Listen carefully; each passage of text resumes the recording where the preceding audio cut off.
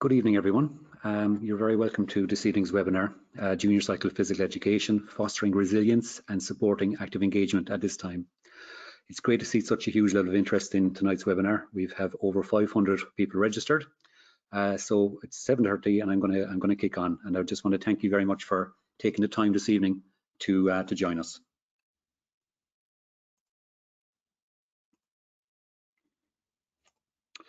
So my name is Michael Carey. I'm the team leader for physical education within JCT, and I'm going to be joined this evening by 3 practicing teachers who are also associate presenters with JCT.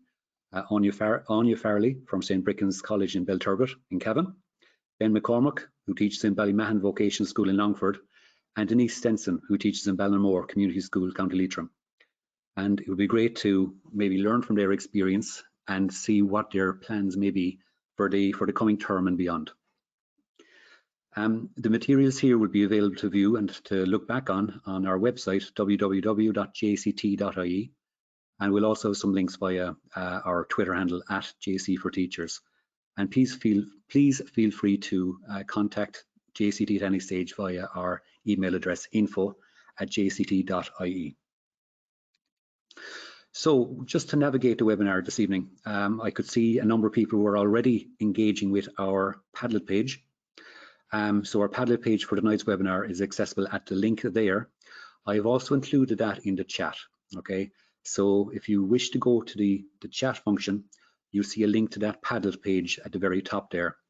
And we'll be engaging with that and sharing our ideas at a number of stages throughout tonight's webinar. Another piece in terms of navigating the webinar is to download our support document. So this will be a very helpful point of reference during the webinar and afterwards as well. And finally, please post any questions you might have in the questions area, and hopefully we'll get around to answering as many as we can tonight, but also we'll follow up on any outstanding issues tomorrow as well. So please feel free to use the Padlet, to download the booklet, and to pose any questions as we progress this evening. So our learning intentions, as was highlighted in the advertisement for this webinar, we're going to reflect on our experience in physical education to date this term, in what has been a very different year for us all and for our students. We're going to examine practical, active and engaging ways by which student resilience can be fostered in physical education currently. And supporting student resilience was one of the key messages from the NEPS, psychologists and also the Department of Education as we return to school. So we're really looking at practical, active and engaging ways within physical education that we can support students in this area as well as support their learning. And we'll take some time at the very end as well to consider our potential next steps. So hopefully these 3 intentions, we'll return to them at various stages, but they might map out what our next hour or so will look like. So maybe just at the very start to highlight a number of the supports that were available from the start of the year. And no doubt at a school level you would have been aware of these. So the first one is the return to school guidelines for practical subjects in post-primary schools and centres for education. So as PE is one of the subjects that involves using equipment and involves using a shared space, this document outlines the safe implementation or the safe support of learning in these particular subjects. And there's PE specific guidance on page 8 to 10. So you see a number of very practical things, but one of the standout messages for me within that was here. So it looked very closely at our choice of activities, plus also the type of planning that we might undertake. So subject department planning is key to ensure that the activities and curricular areas that are being taught are selected carefully to reduce the need of close contact. And it would be interesting to hear what our 3 teachers speak about as our webinar progresses. When planning for teaching, learning and assessment, the PE department should review the subject specifications and identify learning outcomes that are non-contact and could be done individually and remotely for students who may be unable to attend school at this time. So 1 or 2 things that stand out for me is that, you know, really when we're planning for teaching and learning, we're considering our assessment and reporting within it, but we're considering, we'll say, relevant learning, but also safe learning for students at the moment and safe for ourselves as teachers in the school environment.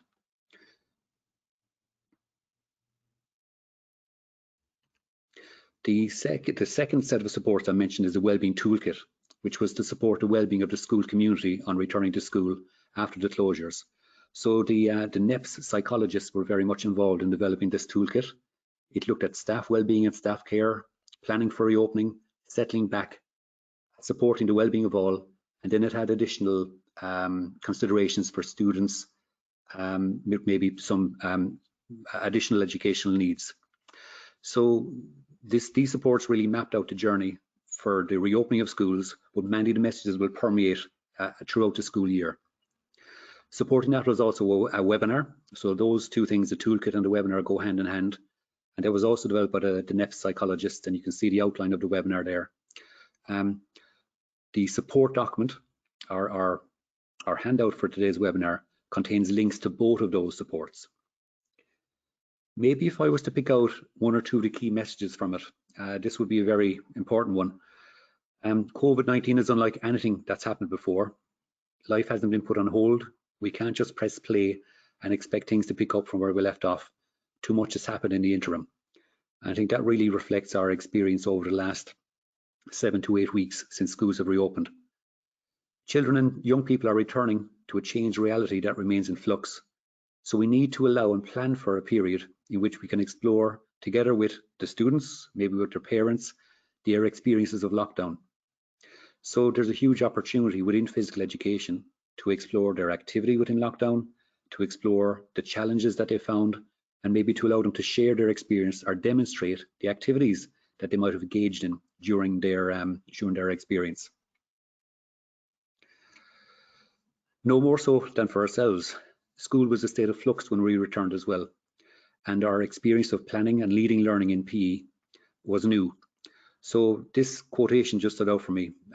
We've had a very challenging few weeks within school. There is no path, because this is new for us all, and paths are made by walking. And I really hope that tonight's webinar and some of the considerations for planning will help us as we look to the remainder of the school year.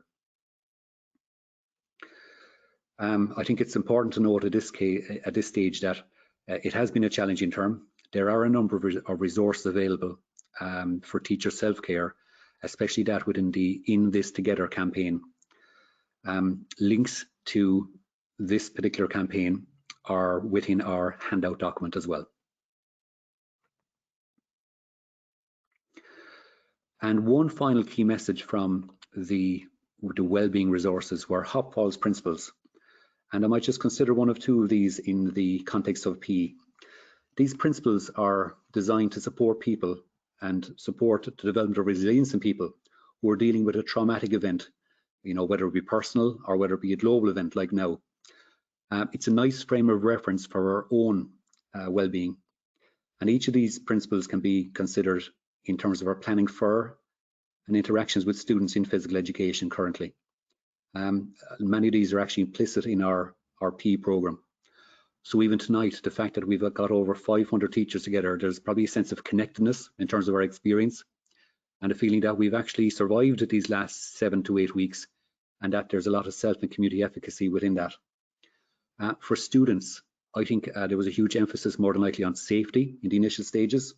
So as they returned to school, it was all about helping them to feel protected from harm, both physically and psychologically. For example, by providing them with information about feeling safe in their new school environment. But it was also about creating a space for students to talk and maybe discuss what's happening for them and what has happened to them. And I think given the unique context of the PE classroom, it was very important that key information was shared with students about the new safety protocols within the classroom, but also that space is given to students to discuss what the experience of school closure was like for them. I think in terms of the various rich tasks and assessment moments that would be mapped out by our 3 teachers, they very much promote a sense of connectedness, hope, and self-efficacy. So we're going to have our first check-in of the evening, and I'd really like to hear of your thoughts in relation to these 2 questions. So using our Padlet page, and again, the link is available via the chat function on the right-hand side of your screen. I'm going to pose these 2 questions, and I hope that you might engage with it. So we're looking back over our experience to date this term. So what has been our biggest achievement within PE to date? And what's the current obstacle which we would most like to overcome in the coming while? So we'll just take some time maybe to use the Padlet to record our thoughts in relation to these two pieces, and feel free to scan through the thoughts of others as well, and perhaps even like or comment the thoughts of others.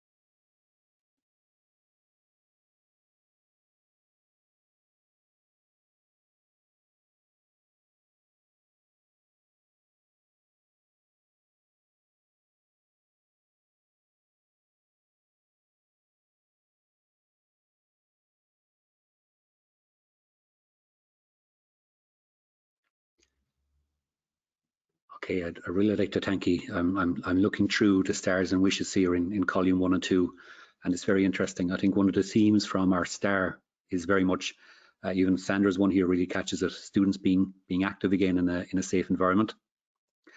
There was a few references to working very much in the outdoors or without the use of the PE hall or with minimal equipment. And I really like this comment about exploring the physical physical activity opportunities in their local area that they did not know about. So I'd really like to thank that teacher for that contribution. Again, safety, equipment, so people had success in the challenging circumstances. This teacher was very happy just to see pupils active again, when many have expressed that they haven't been active over the summer.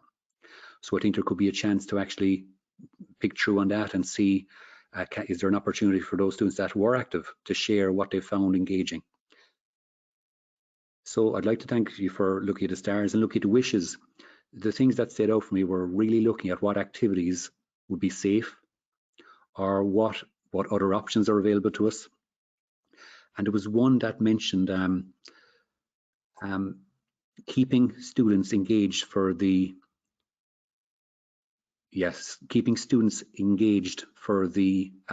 across the rest of the year, and maybe picking out activities and learning that would be valuable for it. I'm really interested in this comment. You know, obstacles everywhere. Teachers are definitely doing their best, and we aren't superhuman. I'm surviving activities on a day-to-day, week-to-week basis, and can't seem to plan coherently. And I certainly hope that tonight's webinar will help it here, and actually might demystify the snapshot of learning that is the classroom-based assessment. And we might look to that in the next part of our webinar. Leona, a whole school approach to sport. What activities can we do and not do as after-school activities? And again, just referring back to the guidelines, you know, schools must take a very measured consideration as to whether after-school activities are appropriate or feasible just at the moment as well. And so thanks for outlining a few of those. Just the two themes I picked up. The star was very much relating to safety, keeping students active, restarting a meaningful PE program. And in terms of the wishes, it's really selecting the choice of activities and maybe considering what we could do if we are supporting students in engaging from home for a point in time.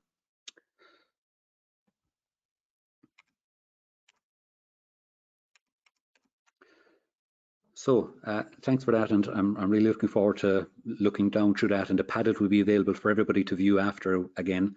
And I hope by even working through that Padlet, we actually had somewhat of a feeling of connectedness, because so many of the challenges that we experience in our own environment are being experienced by others. So hopefully we'll have a chance to really share and to look to new ideas as we progress. I'm going to pick up on the piece in the Padlet that related to the potential for classroom-based assessments. So as we just work through our piece here, we've reflected on our experience, and I think we might look at practical, active and engaging ways by which we can support our students' learning and support student resilience at this point in time. So I think probably a key message over the next few slides is that if we consider our curricular documents and student needs, I think we can certainly offer a very relevant curriculum at the moment. So just looking to the curricular options at junior cycle, you know that there are a number in place for physical education currently. Short course, NCCA developed or school developed, modules in physical education, or the junior certificate syllabus for physical education. I think an important consideration here is that for all curricular options, we should give some thought as to how students could show evidence of their learning. And that will be a key emphasis as this webinar progresses. What tasks or what activities or what assessment moments we might set for students throughout the year. When we look to the learning outcomes from the physical education short course, we see a number of strands here. That I think relate strongly to the learning needs of students. So for example, 3.2, contribute to team challenges that require cooperation and problem solving skills. So when we consider that through the lens of Hopfall's principles, we can see connectedness, or we can see self and group efficacy. And 3.3, reflecting on their personal contribution and their team's effectiveness in completing a group challenge. So I think that the learning outcomes from the curricular documents can be very supportive in helping us. And looking at maybe a rich task or an assessment moment within that, we can see here that a school in Tullow Community School in Carlow looked very closely at orienteering as their first unit of learning across September and October. So they looked at orienteering, they were using very much safe practice within it, but also using the iOrienteering app to reduce levels of contact and within the class. So that was just one example. Now, Tullow Community School, in terms of what they had planned, the classroom-based assessment in Strand 3 individual and team challenges could actually dovetail quite well with their approach over the last number of years. So in contact with the PE teacher there, Brian O'Reilly earlier, we had looked at the potential to build on what they had undertaken with their second years, because the team orienteering event allows an assessment moment and evidence of learning to happen in relation to the learning that has occurred in class. So that's just the description of the classroom-based assessment in orienteering, which could be a consideration for you, maybe not during the winter months, but certainly, let's say post-February, post-March again. The second reference that I'll make to curricular documents and the support that learning outcomes can give us is look at strand 1 in terms of physical activity for health and well-being. So, you know, considering the experience that students have had during the school closures and continue to have during the current restrictions, the learning outcomes here are quite appropriate or pertinent to their needs. So identify a range of strategies to support ongoing participation and lead physical activities that young people find enjoyable and can undertake. So just thinking back to our Padlet page, the teacher who found that a lot of the students may not have been active, there could be the opportunity to allow students within the class to lead physical activities that they found enjoyable, and then use that as a platform to support learning. Again, there is a classroom-based assessment within this strand as well. So the outline of the assessment is here. Students are assessed on their ability to plan for, implement and evaluate their personal physical activity program. designed to meet their own improvement goals over a focused period of time.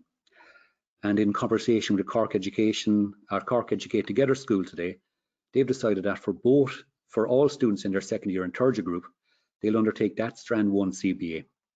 So students will create and undertake a personal 6-week physical activity programme based on the fitness focus of their choice.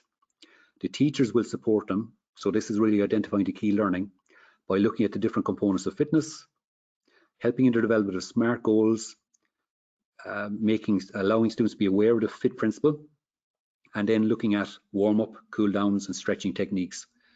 And this school they're building on the experience of school closures, and they're going to support them and help them to document their progress through use of a Padlet page and also via their school online platform.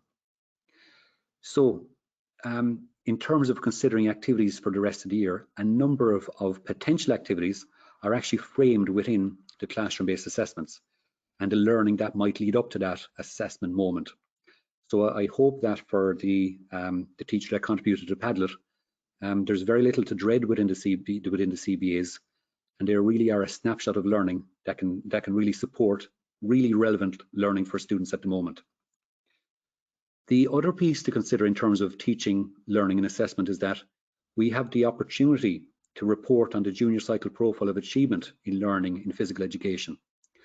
So if a student, looking at our image on the right hand side here, if a student was to engage in their classroom-based assessments, or in this case for third year's classroom-based assessment, there's the opportunity for the student to profile physical education on their eventual award, the junior cycle profile of achievement.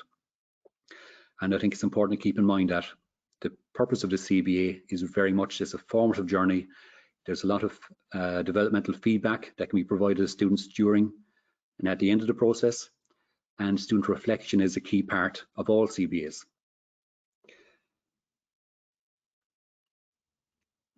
So that was really looking at the curricular documents in terms of support you're planning for the year ahead. This is another document that's very relevant to PE, and it's entitled Considerations and Planning for Junior Cycle Wellbeing for the coming academic year.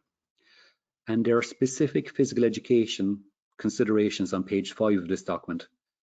But in general, the document is designed it's been developed to support planning for the coming school year in response to the unique circumstances that have arisen.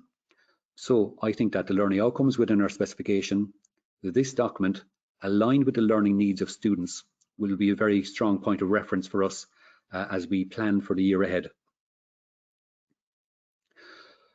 So with that, I think we'll return to our Padlet page, because I just want to take stock of what are the learning needs that you would identify for your junior cycle students currently as they continue to navigate the effects of the pandemic in their lives. So we might return to our Padlet and maybe engage in column 3. And again, feel free to read the comments of others after you've contributed.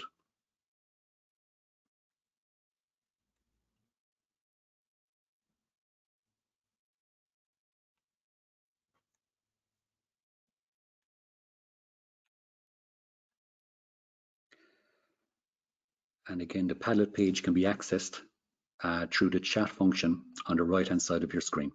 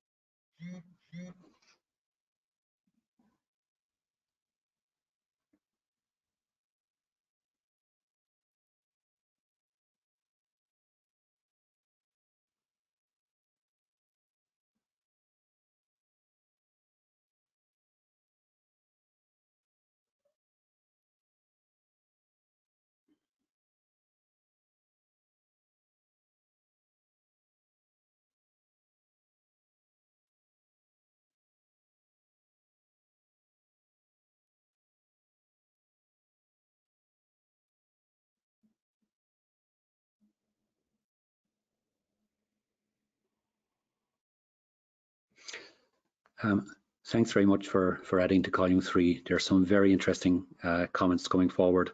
A lot of them do focus on, I've just brought this one up as simply the importance of physical activity and its effect on their own personal and physical health is coming across in a number of the comments. So we focus on learning how to stay active and be self-autonomous in terms of doing that. So that's really the things that stand out. It would be very interesting within your own school department to look at a number of these comments that have come back and maybe plan out what the student journey might be, keeping in mind what we have identified as the student's current learning needs. I'm going to scroll down to one or two that really stood out for me as we stayed along. Again, staying active, exercising in the evening. I think the experience that they have now as we enter November is quite different to what they would have experienced in mid-March during our first period of school closure. So I think it could be interesting to look at this. How can we stay active in the evening? One that stood out for me as well was very much, again, thanks G McHugh4. Let's look at the links and the importance of physical activity. Preparing for the CBA, not to be overwhelmed by the task, and maybe to make it as relevant or completed to their best ability. I was interested in this as we scroll down. They see PE as a fun class. More than ever, we need to bring fun to the class. Students are very frustrated that soccer and contact games can't happen. It's a real battle in our school. And I really do hear for you in that. One of the suggestions we might have is to try to access what other ways that they stayed active and maybe empower students and really bring the focus back to learning that can really support them at the moment, because no doubt the frustration in PE class is a frustration that they're experiencing in other aspects of their lives just at the moment as well. So we'll move from there, but a lot of these comments and a lot of these contributions very much relate to our webinar ahead of the summer, when we looked at supporting student learning during this challenging time back in May. So a number of the comments that come up in May, and I think as we look through these, I think the question that I'd pose is, how can we, over the coming months in physical education, address these needs to some extent? A lot of these echo what have just been posted in our Padlet just right now. So recognizing the parts of physical activity and knowing the minimum weekly requirements, undertaking a range of activities that require little equipment that could be done on their own, developing digital strategies so that they can expand on it next year and show their learning more in this way, using data and feedback to help set realistic goals and monitor progress, an understanding of the components of fitness and the principles by which to improve. So we've been looking through this, units of learning in health-related activity or physical activity for health and well-being, be it for CBA purposes or not, seem to be arising as something that could address these needs.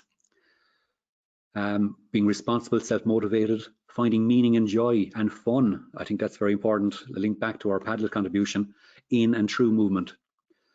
I think a key one is to be aware of the supports, the online resources, because so many students would have that were active really linked with online resources during the restrictions to date. And then looking at components of fitness, principles by which to improve, and understanding the role of physical activity in the centre there as a means of coping and adapting to the current restrictions. So when we're planning our physical education programme, I've made a link over the last number of slides here to our curricular documents, but also very much the learning needs of students.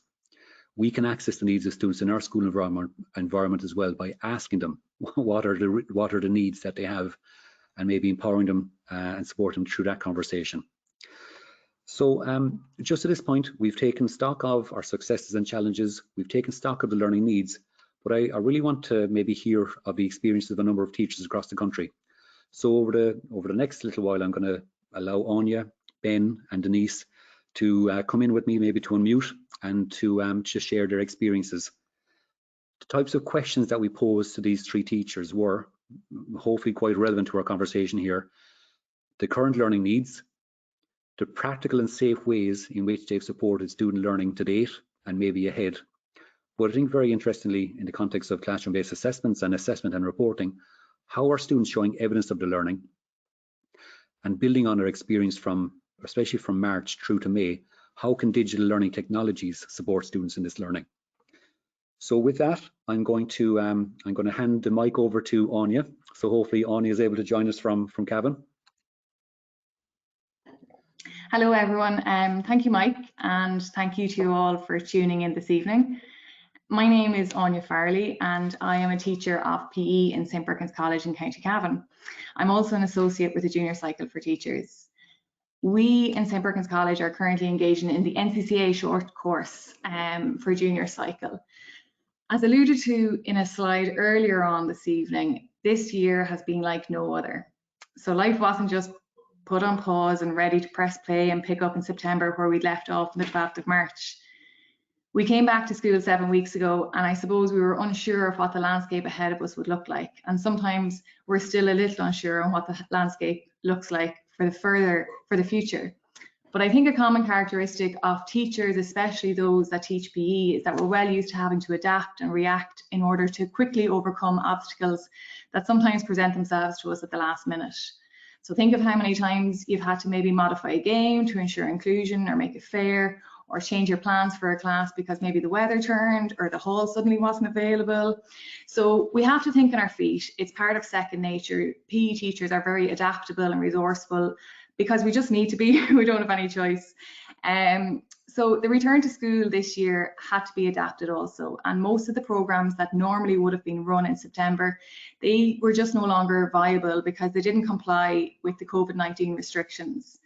So in St Birkins College, we sat down and we had a conversation about this with our Wellbeing Committee and students. We used the questions on page 5 of the Considerations for Planning in Wellbeing document that you see there before you to frame this conversation with the students surrounding their needs currently and how we could support their well-being at this very challenging time. Now, the feedback from the students highlighted that there was a huge gap in their well-being left by the absence of the extracurricular or the community-led activities, and that they were really missing out on some of the indicators that normally would have been met through these extracurricular activities, such as feeling connected with each other and feeling active. So I'm going to speak to you a little bit about an initiative that's been running in our school for the past couple of weeks, and it's been working really, really well. It's created a huge buzz among the students and the staff. Everyone has bought into it, and in these times I think people are more than happy to buy into something that's really positive.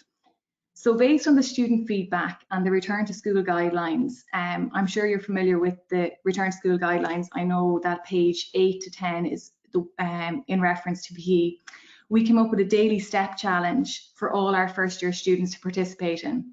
Our school is very small, so it was not a problem to involve the entire first year in TY, but the exact same idea could be held with maybe a smaller group and carry just as much meaning.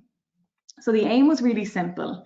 We wanted to get students increasing their health-related physical activity, getting a minimum of 10,000 steps in daily, which is the recommended amount, and classes were in competition with each other.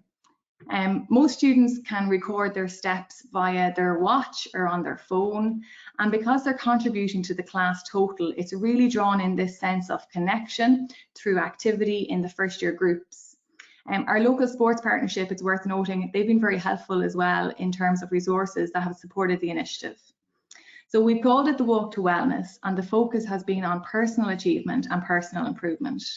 Records are kept by the students themselves along with their tutors, and there's a prize at the end for the class group that achieves the most on average. We've found in our school that the Walk to Wellness initiative has really opened up a space for conversation to occur in tutor time. You know, the tutors are checking in with the students in their class. They're saying, you know, how did yesterday go? Did you get to meet your goals? Were you able to get out for that walk or that run in the evening? Is your steps improving or are they staying the same? And the students are really proud of it, and they're really excited to share their achievement with their tutors or with each other, with the other staff members. And while they're doing this, you're getting to find out a little bit about their lives. They might be telling you that they went for a walk with their dog, or that they, you know, were out in the field checking cattle, or they were practicing some football, and that's how they got their steps up. So it's fulfilling that well-being indicator of connection as well, because they're buying into it with each other. We've also kind of seen that students that normally would have spent their lunchtime or break time sitting around in their student pods, they're now getting out into the yard, they're getting out into the fresh air, they're doing their laps at their school, they're getting their steps in. They're very competitive with each other, but they're also really supportive of each other. They're encouraging their own classmates. So it's been super positive in every way. Given the initial success of the initiative, it's something that we envisage will continue within the school. We may even extend it to other class groups as the year progresses. The STEPS challenge for us hasn't just been about improving well-being on its own. It's also a really rich point of reference in our first year unit of learning for PE, which is Strand 1, physical activity for all. So that's what myself and my colleague are covering with first years at the moment. It fits really nicely into learning outcome 1.4 and 1.5 that you can see there. So we're looking at the exercise intensity that's being carried out in various activities. We're checking our heart rates, we're checking in on perceived rate of exertions as students take part in PE, and we're also looking at how many steps the student takes in PE class. The learning that's happening within this initiative, it's really supporting the students now, but also in terms of their learning in the PE space in the future. So for example, these students are now in first year. Next year, when they are in second year, we envisage that they will be undertaking Strand 1 CBA, the Personal Physical Activity Profile. So their experience from this year in goal setting, using reflective language, writing a short reflective piece at the end of the programme, that will all become invaluable to them when they proceed to second year and they're doing this Strand 1 CBA. We've made a number of cross-curricular links. We're again working with the SPHE department, the tutors obviously, and the maths department, of which I'm a member of myself. So first years are studying statistics at the moment, and we're getting students to find the mean, the median, the mode of their data. Obviously it's far more meaningful when the students are analysing data that they've actually gathered themselves and that they can see the meaning behind. So they're also presenting their data on a huge graph. We have a big chart in the entrance foyer. It gets updated weekly and students get really excited to see who's ahead or how their group compares with the other groups in the year. So it's been a really strong stimulus to start this conversation both in SPHE and PE. And finally, the student voice was very strongly activated here in terms of the physical activities that the students enjoyed participating in. This student voice activation has certainly informed aspects of our planning in PE this year, and it will continue to do so throughout the year. So thanks very much, Mike, for inviting me to participate this evening. And if anyone would like any more information, feel free to get in contact. As we keep reiterating at this time, we're all in this together, and evenings like this evening just really showcase the ongoing support that is available. Thank you very much. Anya, thank you so much for that contribution. It was clear that that whole school initiative really kind of brought a sense of connection and maybe a bit of efficacy to students. So I think it was a very supportive piece for that first term. I might turn to Ben McCormack next if Ben is available. So and I hope that you might be able to mute and come on through there. Hi, thanks, Mike. So hi everyone. My name is Ben McCormack. I'm a PE teacher in Ballymahon Vocational School in Longford. It's a mixed school of about 450 students. So there I teach first through sixth year PE, and we have fifth year Leaving Cert PE as well. With regards to the junior cycle PE, we're running the NCCA design short course. It's our third year running this, so our current third years have completed one CBA in second year, and that was the Strand 1 physical activity for health and well-being. So I'm going to kind of speak briefly about the experience this year generally, and I'm going to kind of focus on how I'm hoping to make the CBA more relevant for my now second years to meet their kind of needs in the current circumstances. So the three focus student needs we've looked at are giving students a creative space where they have the ability to demonstrate their learning by various means, just allowing them a broader range of tools to really express themselves. We're kind of trying to focus on student self-efficacy and really building their confidence in their own abilities to handle challenges and really learn from them right now. And then finally, to develop the students' ability to carry the learning from the PE class into their daily lives. So this is essentially the goal of PE teachers. The steps taken then, a couple of practical steps. I suppose during lockdown, my current second years, we created a physical education resource to highlight the importance of physical activity in their lives and to track, reflect on, and potentially increase physical activity levels during lockdown. So as you can see there in the slide, some students created posters, some sent in videos of exercise routines and skills challenges. You can see there in the bottom right, a student sent in a video of an obstacle course that they created around their house that they were doing kind of as a family. And then when we returned to school this year, we looked at some of them as a class and really used this to kind of prompt reflective questions on peer work.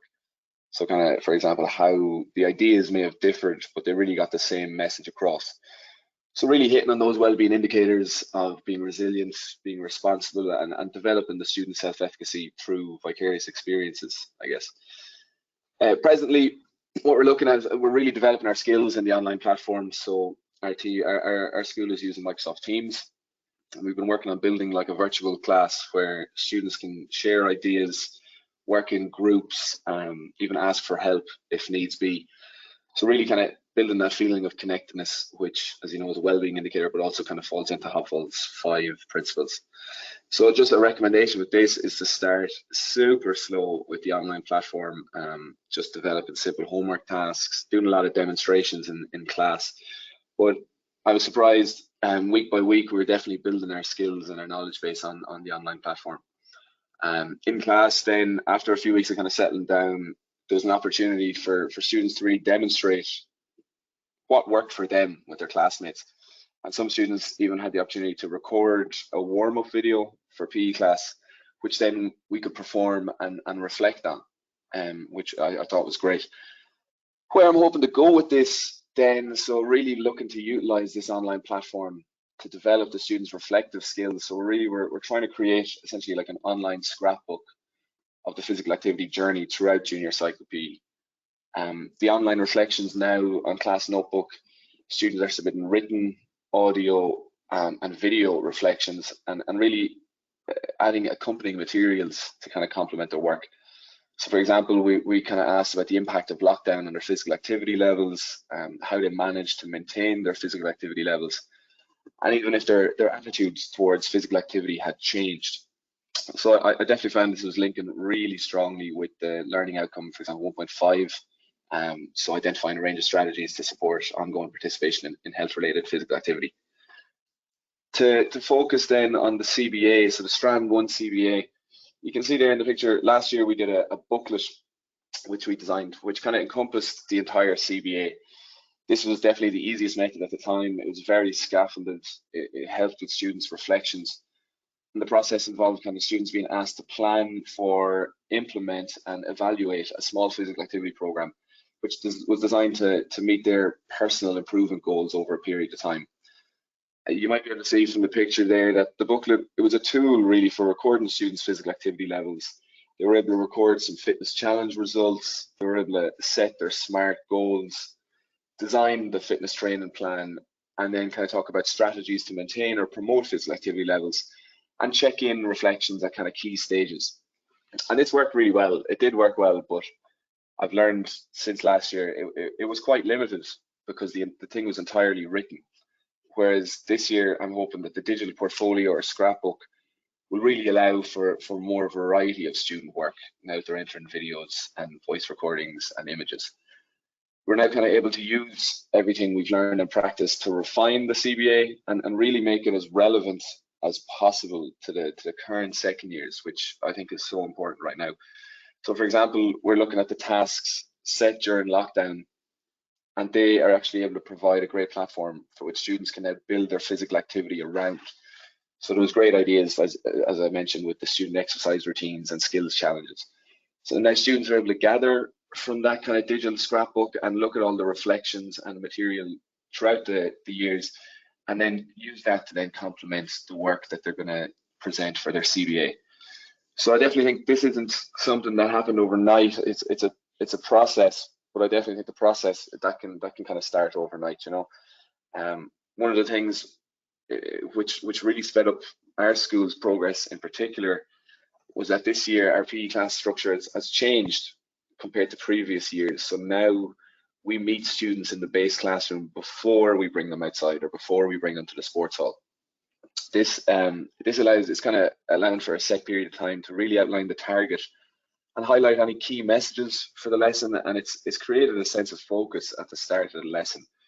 And then also you can use some of that time to develop the ICT skills with demos and kind of walkthroughs on Microsoft Teams, to put it into context. Then they're able to apply this content outside the sports hall, and I noticed that this year their progress in activities is so much better, and they're really developing their content knowledge because they kind of are focused at the start of that lesson. A little recommendation, I suppose, if it's not possible, maybe kind of designating a set amount of time to cover any of the content before you let the students loose might help with this. And really now the PE classroom now, it's allowed for a greater emphasis of physical activity outside of the school and outside of the classroom, and that the PE class is almost now more of a check-in on their weekly physical activity rather than just their time to be active. And this is an absolute game changer in our school in particular anyway. So I suppose to put it in context, I suppose although that PE is different currently in terms of what we can and can't do, there definitely is a great opportunity to use the CBA in Strand 1 to make it relevant for our students and really helping them apply the learning from PE class into their lives right now. And there is great scope to give them this online space to really allow them to express themselves, to demonstrate their learning and share their progress with their classmates. So yeah, I guess thanks so much, Mike, for having me on and kind of presenting these ideas, and I hope that maybe they might have helped a couple of you guys that are listening. Yes, no, thanks. Very good, Ben. Thank you very much for that. I think the thing that stands out for me, you know, you're using the online space. I'm really interested in looking at the dates and the reflections ahead of us, because it's not day by day or week by week. You're picking particular snapshots along the way by which students might actually consider aspects that are relating to their PE class and their physical activity within their life. And I know that you've undertaken the CBA so last year, or maybe even for the last 2 years, Ben. So I know that, you know, it's becoming more refined. You're in a position where you're able to refine it now for your students this year, based on your experience over the last number of years as well. So thanks very much for your contribution there, Ben. I'm going to move across the country to Denise in Ballinamore. So Denise, are you there? Yes, good evening everyone.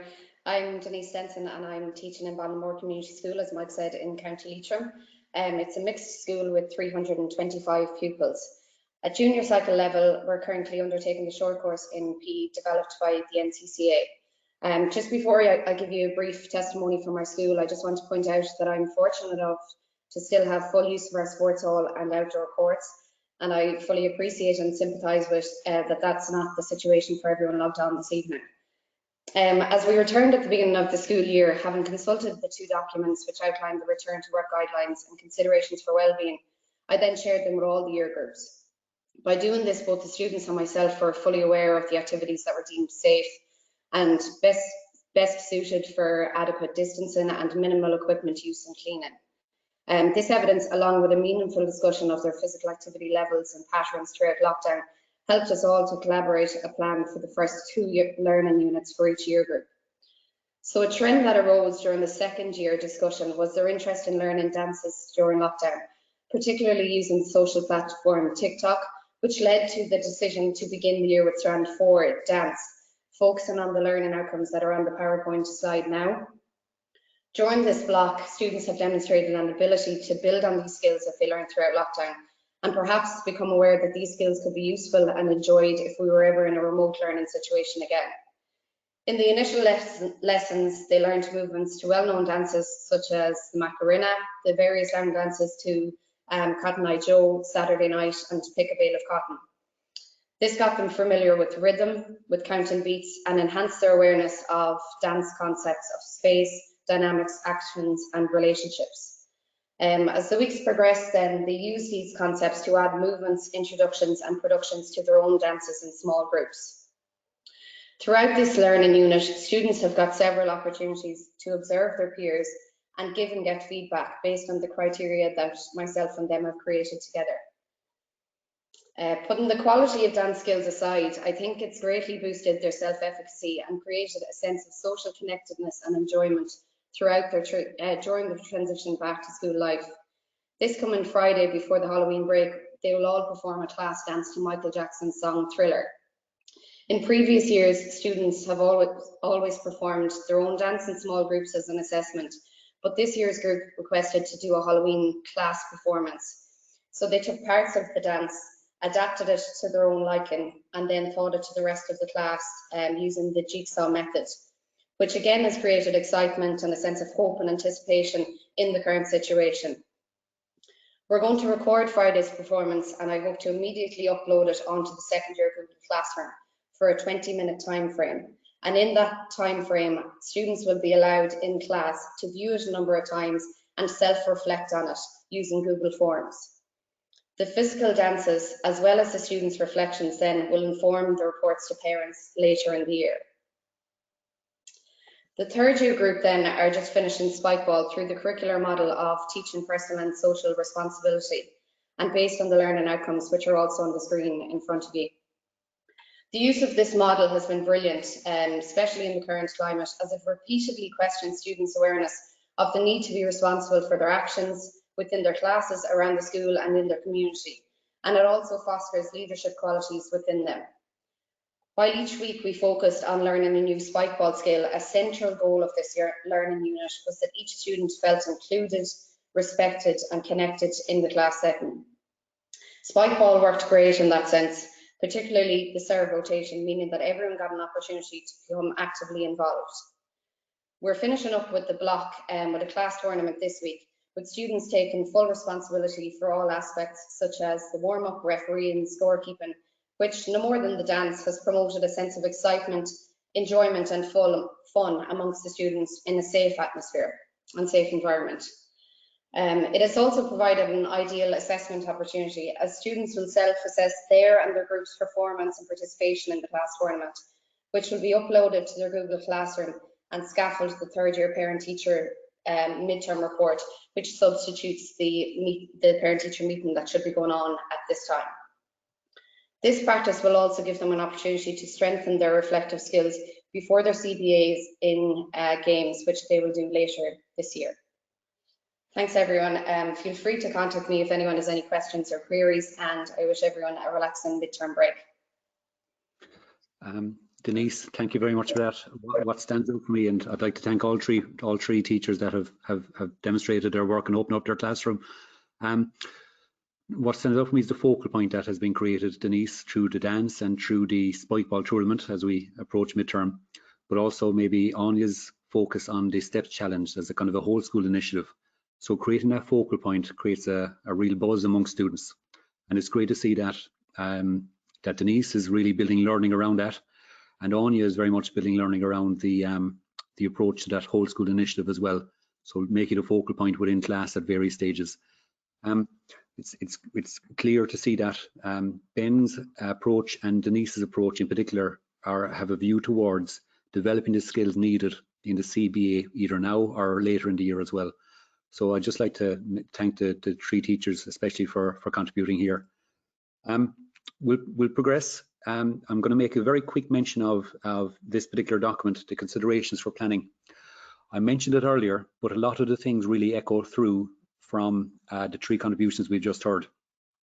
So, you know, PE can really support student well-being currently by having an environment that promotes collaboration and a sense of connection.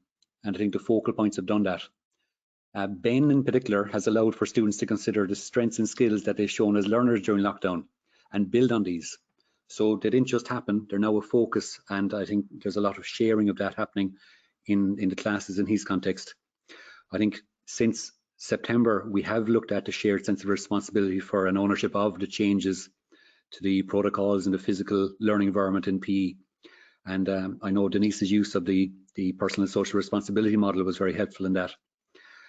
And I think the online platform, as well as our interactions with students in class, can allow for us to check in with students about their experiences of school and learning, and posing questions or posing tasks along the way. This document has key considerations for physical education. So there's page 5 of the document has got specific considerations for PE. And I'll give a quick scan of those considerations. The first one is that it's really looking at the opportunities just now. And again, this echoes what our 3 teachers have said, a chance to share the approaches that students had towards physical activity over the challenging recent months, to capitalize on that and to draw on it when planning, and to discuss the importance of physical and mental well-being during recent months. The second piece that really looks at is the importance of student voice in planning for learning. We've identified their needs earlier, but they can equally identify the needs, and that can be a huge support in terms of how we map out our journey.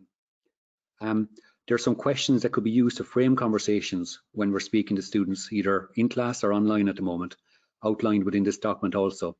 And we've just modified these to catch questions in the real time as well as looking back. So for example, in terms of active, how easy was it for them to stay active during the current restrictions, or is it for them to stay active during the current restrictions?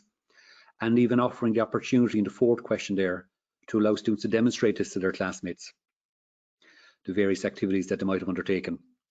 And similarly, with regard to being connected and being resilient, there are questions as well. For example, some students that normally played team sports had a huge void in their life, and how do they manage? And what about now? And of course, just like was mentioned in our Padlet earlier, what have teachers discovered, or what have students discovered about their local community just now? And in terms of resilience, the various coping strategies. So this is very much linking physical well-being and mental well-being as well, and the role that physical education plays in that. So again, there's an opportunity to really start that conversation, because by discussing it with students, they're much more aware, and they might be more inclined to actually engage in physical activity, not only in class, but in their lives also, just at the moment. Okay. It also gives some specific advice regarding classroom-based assessments. So in the context of this year's 3rd years, they would only have to undertake 1 assessment for the purposes of classroom-based assessment, whereas students in 2nd year have the choice. They would undertake 2 assessments, one of which could be profiled eventually as a classroom-based assessment on their final profile of achievement. So there's specific advice within that document regarding classroom-based assessment. So I'm going to just maybe pose our question here. So building on what you've heard from the teachers here, it would be very interesting now just to share our suggestions. What over the next half term, for example, if we look to between here and Christmas, what could be the key learning for our students in physical education?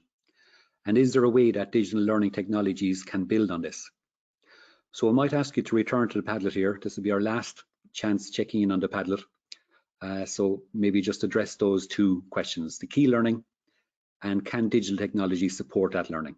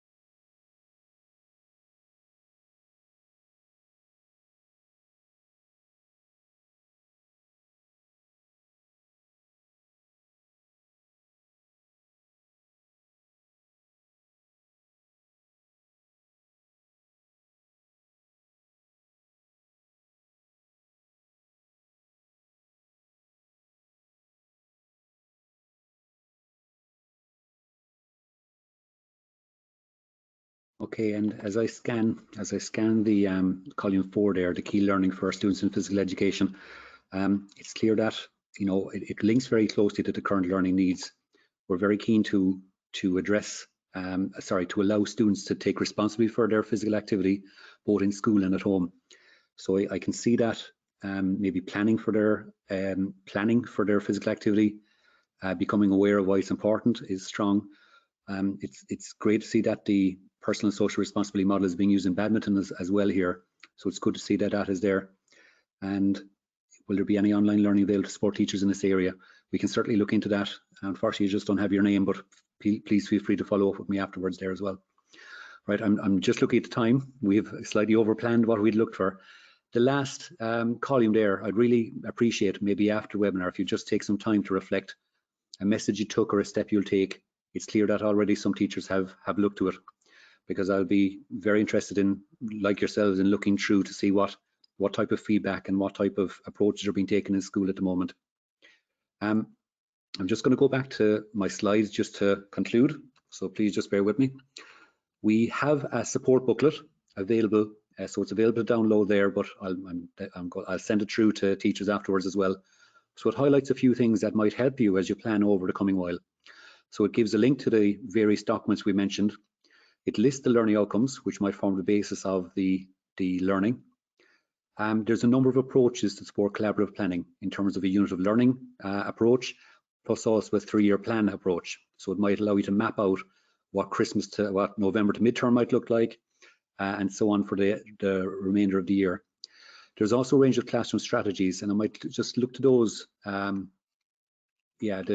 range of classroom strategies is very much included, within the support document, and they could be very appropriate in the PE class, KWL, Think, Pair, Share.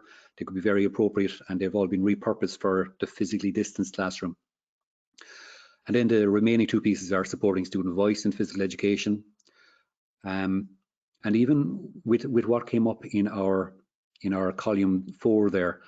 It would be interesting to see if they're your ideas. It would be interesting to maybe discuss that with students and see what their thoughts are on it, because that's a sure way of promoting student engagement in their learning that will eventually take place. And I've also made some notes on self-care for teachers there also. So just with that, I'm going to bring the webinar to a close. I hope that this hour has been helpful in allowing us to reflect on our experience, to look at ways that could map out our journey for students and for ourselves over the remainder of the year. And I think maybe afterwards we have some time to consider our next steps. I just want to make maybe some quick reference to support available from the PEAI currently as well, who've taken a very innovative approach to their conference this year. So a detail of their weekly session launches every Monday are available from www.peai.org, and I've made a quick list of the available workshops there on the right hand of the screen. So that would be a definite place to check in with the PEI regarding their supports for teachers currently as well. And it's great to see such a range of various aspects of learning being looked at there. So I want to bring it to a close as we approach the midterm break. I just want to say thank you for your time and engagement tonight. Please feel free to follow up with me directly or via info@jct if you do have any feedback or if you do have any questions. I've noticed a few questions come in on our via our questions panel here, and I'll certainly address many of those tomorrow with the team. So just on behalf of myself, I'd really like to again thank the 3 teachers, Denise, Anya and Ben. And in particular, I'd like to thank you for giving your time this evening. And again, all of the resources in this webinar will be available to view back in the coming days also. So thank you very much for your time tonight. And I wish you a very restful midterm break and a very positive new term when we recommence in November.